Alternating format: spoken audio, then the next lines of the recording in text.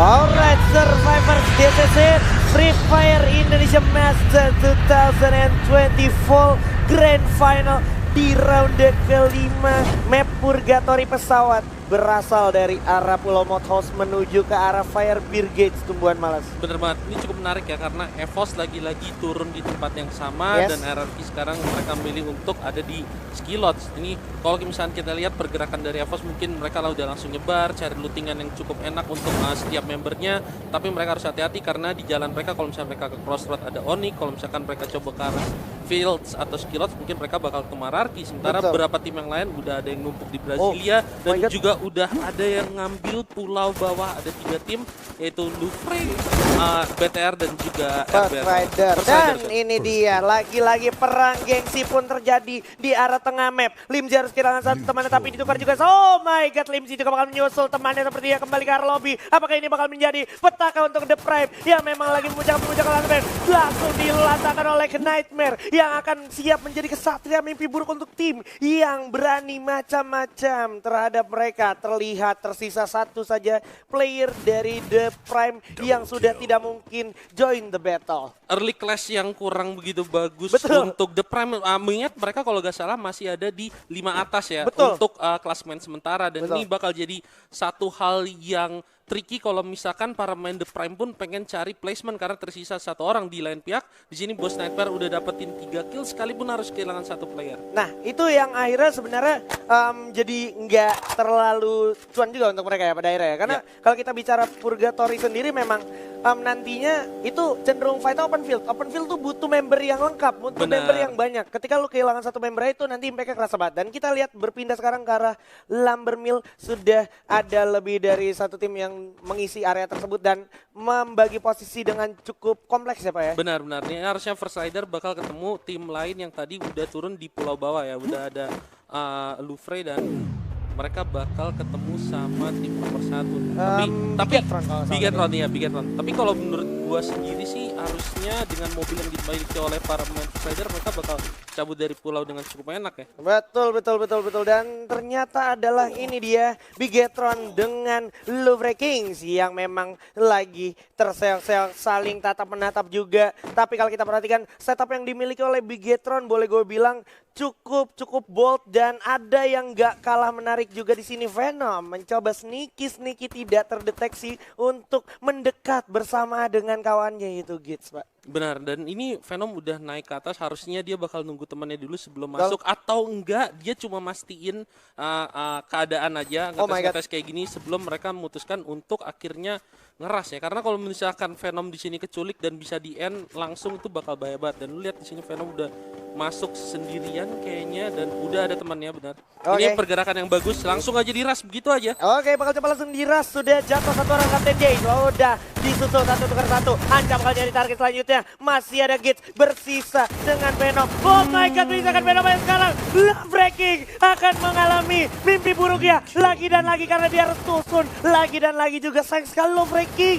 Di sisi lain ada fight yang akan berlanjut juga akhirnya karena sepertinya bakalan ada tim yang merasakan peluru-peluru yang bergetar sampai ke arah sebelahnya Pak. Lu lihat ya gimana tadi Louvre dia coba untuk ngajar para pemain Bigetron, mungkin karena ngeliat tadi satu orang pemain Bigetron udah ada di arah jembatan ya kan. Jadi mereka coba pengen manfaatin kesempatan itu ngeras langsung, tapi sayangnya ketika mereka melakukan rush tadi ada 2 orang yang di knockdown dan juga ada satu glue wall yang cukup tricky ya bagi para pemain Louvre akhirnya untuk ngeratain para pemain Bigetron. Dan sekarang ini adalah RBR yang tadi udah nge-spot First Rider juga dan First Ridernya mungkin cabut pakai mobil dan akhirnya mereka ngelihat sisa-sisa perang tadi antara Bigetron dengan Louvre dan mereka udah menyamperin Bigetron sekarang udah nunggu-nunggu di patahan nih. Oke. Ini bisa gue bilang mengingat posisinya yang lagi kayak gini, jalan yang bisa Bigetron tempuh lebih ke arah menarik diri ke arah belakang lewat Lumbermill belakang, jadi sedikit memutar Pak ya. Atau mungkin kalau misalkan mereka pede, kenapa nggak mereka tatakin sekalian aja para pemain Red Bullnya. Mereka juga tadi habis menang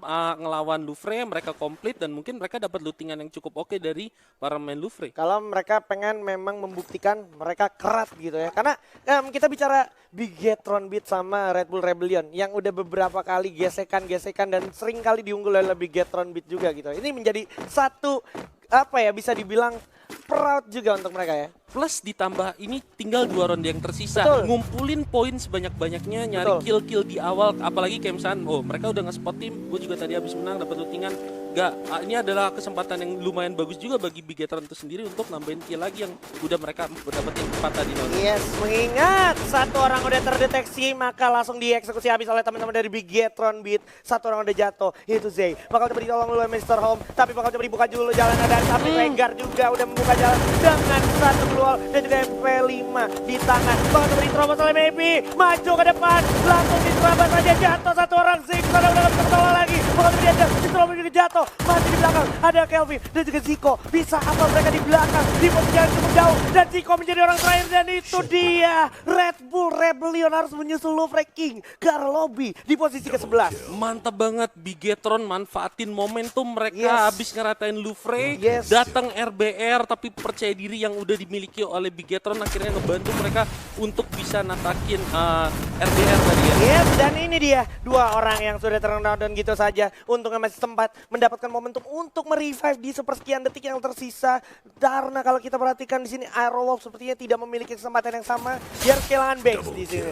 Dan juga Black yang udah jatuh dan langsung dihabisi begitu saja. Ya, dan kalau lu lihat sendiri para pemain Aerowolf yang tersisa mereka memutuskan untuk mundur ya kan, nggak lanjutin pertempuran karena posisinya rugi dan coba mungkin untuk cari placement sekalipun sulit. Sebentar di sini RRQ ketemu EVOS. Oh, ini dia yang sempat kita bahas di early game bersama Tumbuhan Malas di mana EVOS sudah melakukan setupnya 2-2 RRQ Hades tapi sepertinya tidak tegang, tidak gentar karena mereka melawan apa yang memang sudah mereka tunggu di sini. Ada alasan kenapa RRQ turun di samping Skylots, Pak. Dan ini kayaknya bakal jadi clash yang penentuan banget.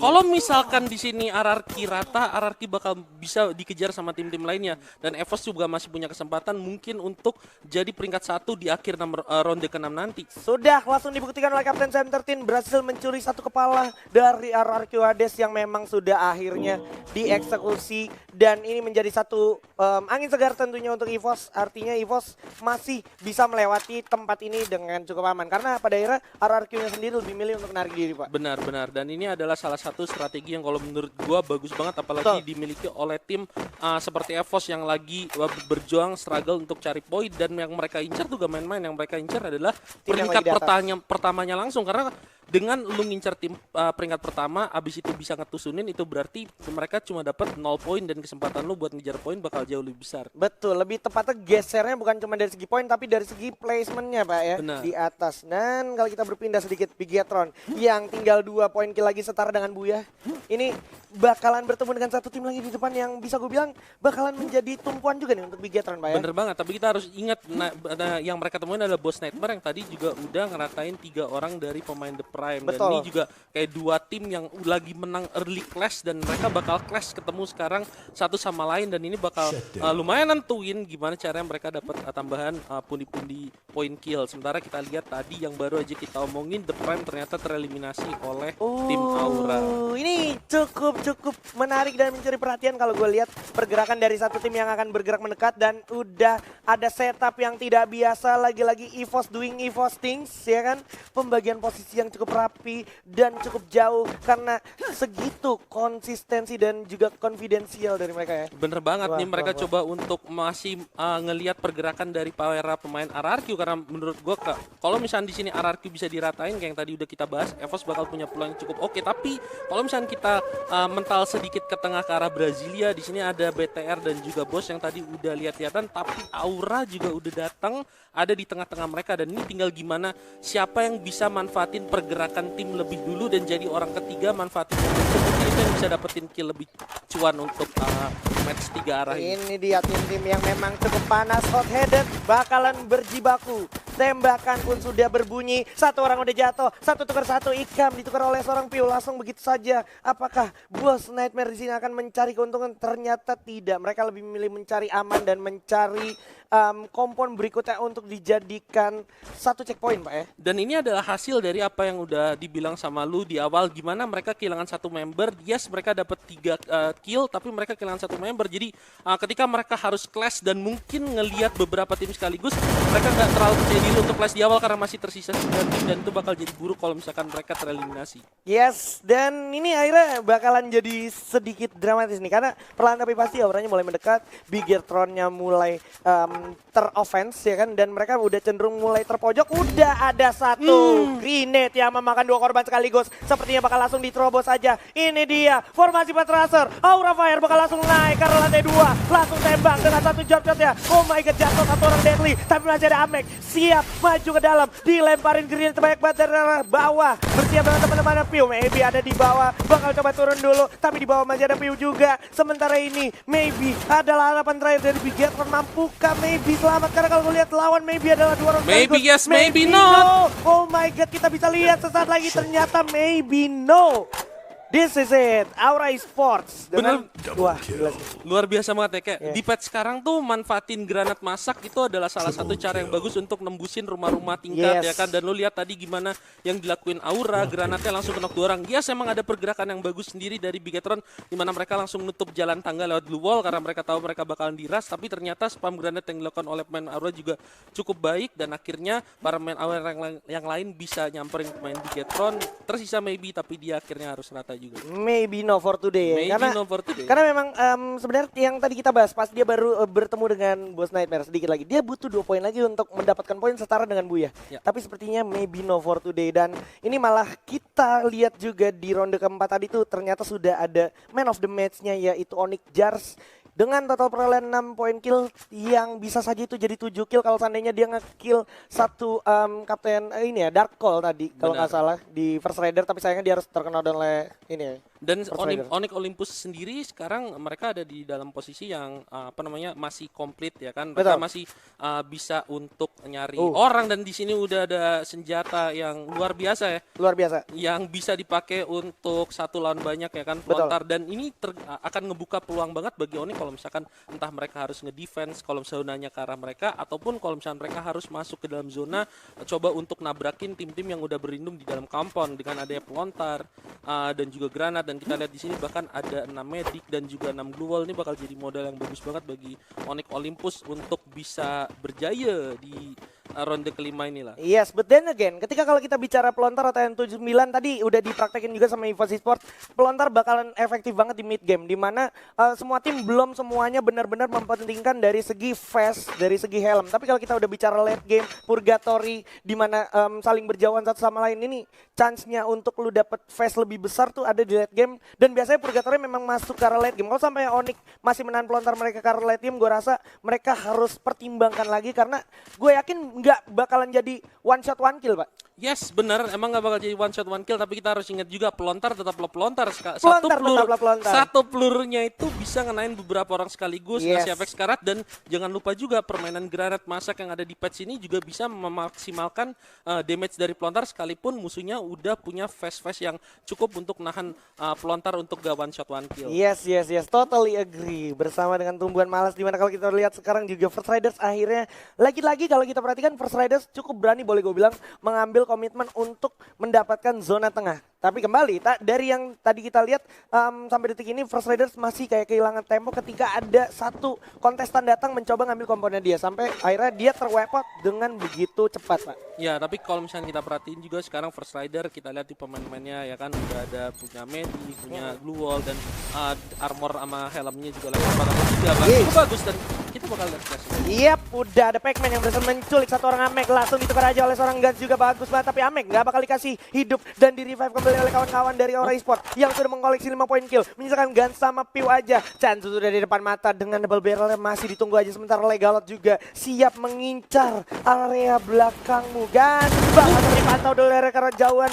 Chanzu masih sempat untuk menggulung medical kitnya, dan ini menjadi satu sinyal untuk teman-teman dari RRQ Hades yang bisa dibilang bakalan bergerak masuk ke zona berikutnya dengan cukup baik memanfaatkan momentum dari blind spot milik Aura Esports. Bener banget, tapi ini kita lihat mereka harus ngorbanin Pac-Man akhirnya ya, dan sekarang tinggal tersisa 2 orang doang dan mereka masih harus bertahan. Sementara auranya ini bakal jadi 2 lawan 2. dan bakal dimajuin dari samping kayaknya sama Chansu. Ini dia Chansu dipasang luar begitu ya langsung dengan double barrel, tapi tidak semua itu Chansu karena ada Agan. Tapi Legality ada kalau double barrel akan membuat momentum dan membuat momentum of change dari Aura Esports, di mana udah kehilangan satu, ternyata one by one. Oh my god, Legalot melawan Guns, ternyata Legalot win. Dan untuk pertama kalinya di Grand Final Free Fire Indonesian Master 2024 RRQ Hades ya, tersisa satu orang, apakah mereka bisa masuk ke 3 besar lagi? Itu dia pertanyaannya. Iya, itu dia. Karena tadi kalau kita udah lihat di kalah hari juga, Legalot melakukan hal itu dan itu something yang sangat-sangat baik untuk RRQ Hades.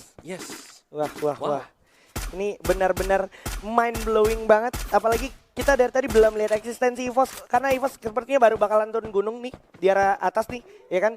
Tim nomor 9 kalau gue nggak salah inget, dan ya lumayan cukup berdekatan sama tim yang memang ada di samping kanannya dia, yaitu tim nomor 6. Dan ini kalau misalnya lu perhatiin ya, apa yang dialami oleh RRQ sekarang mungkin bisa dibilang efek snowball dari permainan EVOS di awal yang udah nge-kill satu orang dari RRQ.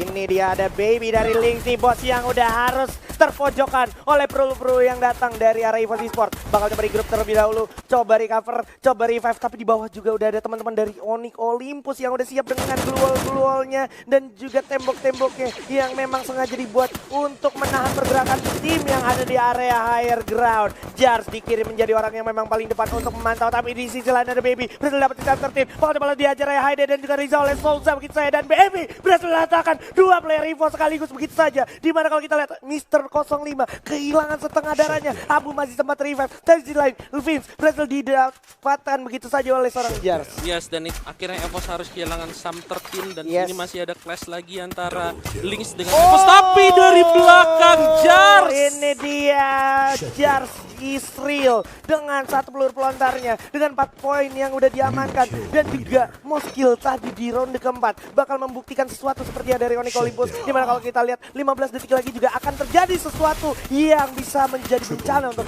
tim yang ada. Man of the match di ronde sebelumnya jadi bikin play of the match bagi Onyx Olympus tadi ya, bener-bener dia langsung dapat 4 kill dan ini bakal jadi perang 3 tim yang cukup krusial antara First Rider, EVOS dan juga Onyx. Oke, itu dia, di depan udah ada First Rider, di depannya lagi ada EVOS, bakal coba ditatakin dulu. Argon juga udah bersiap-siap dari arah samping kanan dengan XM8 Thingsnya, melihat kesempatan di arah depan, coba di firing dulu, tapi harus berhati-hati karena Souza juga udah punya niat jahat dengan senjata yang cukup jahat, Mbak. Bener banget, nih adalah senjata yang jahat dan niat yang jahat, tapi Jars di situ udah jahat lebih dulu ya kan? Karena Jars sudah ngelemparin pelontarnya, tapi kita lihat di sini para pemain dari Onyx bergerak. Oh my god, bakal coba langsung diras begitu aja EVOS sudah mencoba mendapatkan Onyx, dan ternyata Olympus yang harus tumbang lebih dulu, menyisakan EVOS Esports melawan First Riders. Sudah merasakan peluru panas yang datang dari pelontar milik First Riders. Ombak bersiap maju ke depan dengan cukup gagah dan percaya diri, menyisakan Street. Udah nggak punya pilihan lagi, Street lebih baik mengurung diri, social distancing di luar zona, karena ini adalah buaya untuk First Riders. Bravo. Wow, dan akhirnya pelontar yang didapatkan oleh First Rider berhasil ngebantu mereka untuk dapetin buaya di ronde kelima.